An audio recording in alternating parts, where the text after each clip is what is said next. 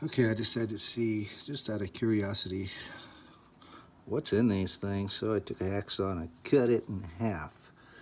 Now let's check this out. Where I cut it, the top off of it.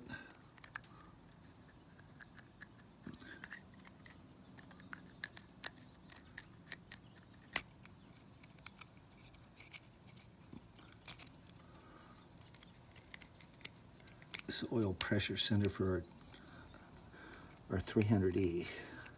This is the bad one. So they say there's a diaphragm in here. I don't see it here. It might be under here. I'm not going to take it apart. It's in there pretty good.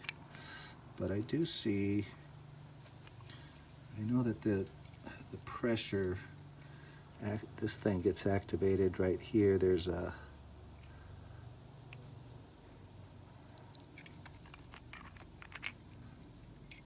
I think it's this one here.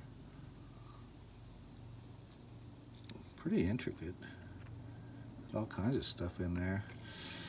There's the wire for that goes to the gauge. It comes out here. This thing right here, it must be some kind of an adjustment. I don't see what it would adjust, but it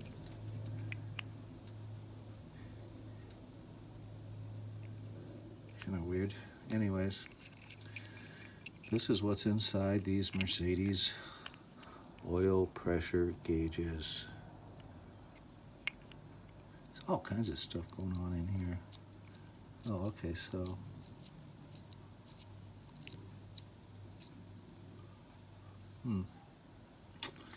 interesting. Yeah, that's what's going on every time you looking at that gauge. This thing is moving around in there. Anyways, this is John. I am out and done.